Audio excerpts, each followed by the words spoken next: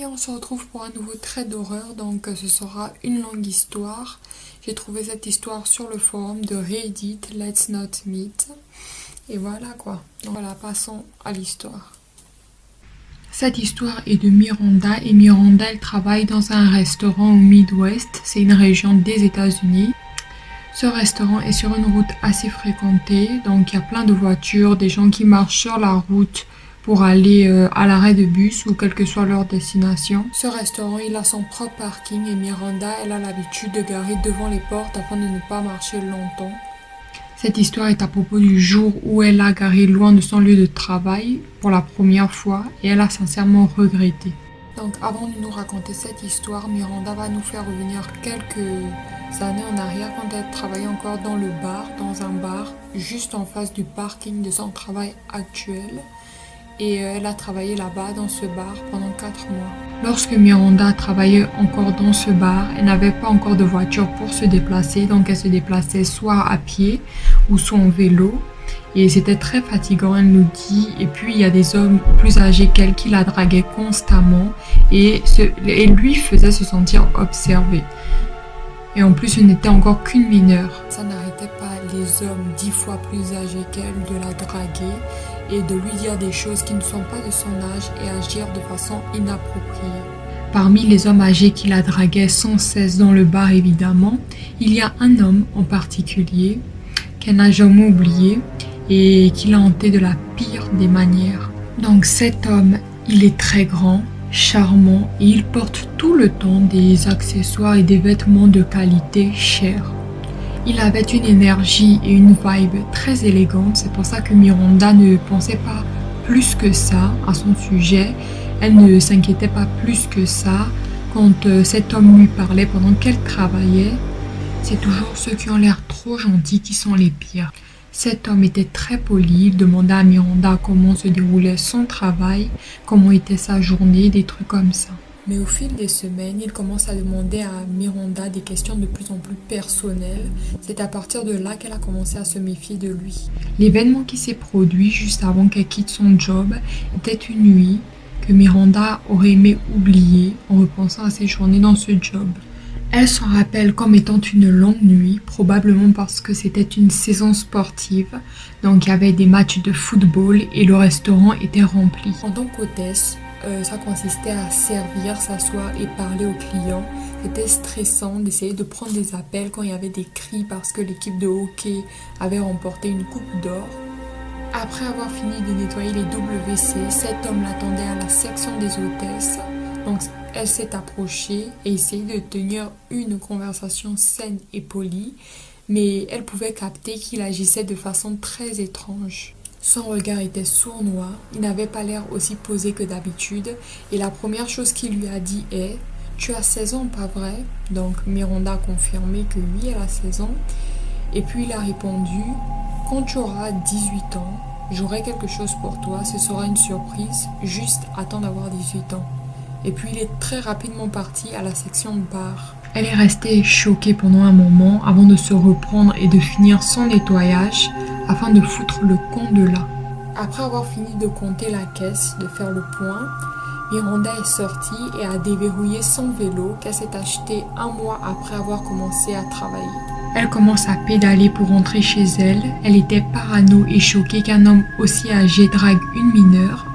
En pédalant, elle regardait toutes les 5 secondes derrière elle pendant son trajet vers sa maison et pendant tout le trajet, elle s'est sentie observée. Ça pourrait être sa fille. Passons maintenant à plus récemment, quand Miranda commence son nouveau job. Cela fait maintenant des années que Miranda a quitté son ancien job et elle nous dit qu'elle a à peu près oublié les souvenirs de ce job.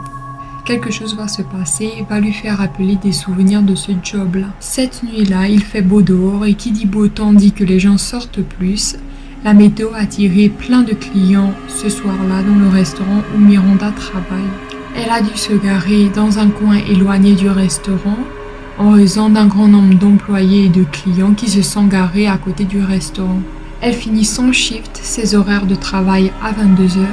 Miranda travaille à l'avant du restaurant. Et sa tâche de fermeture à elle et ses collègues peut être parfois très épuisante. En particulier ce soir-là parce qu'elle est seule à l'avant, à côté du directeur qui fait des allers-retours vers la cuisine et la façade pour aider. Miranda finit son nettoyage, elle dit au revoir à ses collègues et se dirige par les portes arrière du restaurant vers sa voiture. Elle est irritée de devoir marcher aussi loin pour arriver à sa voiture. Miranda commence à chercher ses clés de voiture tout en marchant et à côté de sa voiture se trouve une voiture similaire à la sienne. Donc bon, ça ne la préoccupe pas tant que ça au moment vu qu'elle est épuisée. En se rapprochant, Miranda aperçoit une silhouette dans la voiture. Elle se demande si c'est la personne qui est censée récupérer son collègue, mais elle ne voit pas son collègue sortir, donc elle se dit que non. Toutes ses pensées se rassemblent alors que Miranda approche lentement de sa voiture et elle essaye de voir qui est à l'intérieur de la voiture, similaire à la sienne, et qui paraît attendre qu'elle s'approche. Elle n'a pas ses lunettes, mais essaye de regarder qui est dedans et elle voit un homme. Cet homme, en sachant que Miranda sait qu'il est à l'intérieur, allume la voiture. Donc, immédiatement, elle détourne le regard. Je suis trop parano là. Elle détourne le regard parce que les lumières des phares sont trop brillantes. Et quand elle re-regarde la voiture, la lumière de la cabine est allumée. Là, elle s'arrête net, elle arrête de s'approcher et se retrouve paralysée. L'expression que porte cet homme sur son visage invoque la peur. Son cœur s'accélère. Les traits de l'homme sont flous avec la distance et l'obscurité, mais elle reconnaît ce visage grâce à la petite lumière au plafond illuminant cet homme. Le manque d'expression faciale la terrifie. Elle s'attendait à ce que l'homme sourie, fasse un signe de main ou même fronce les sourcils, n'importe quoi. Au lieu de ça, il est assis, les mains rapprochées à la portière, en attendant que Miranda s'approche. Elle a l'impression à ce moment, face à face avec cet homme de loin, d'être une proie sur le point d'être mangée.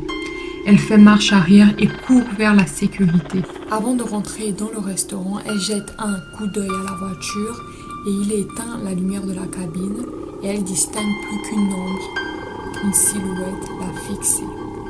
Elle se jette dans le restaurant et effraie ses collègues avec la brutalité avec laquelle elle a ouvert la porte et explique à ses collègues ce qui vient de se passer.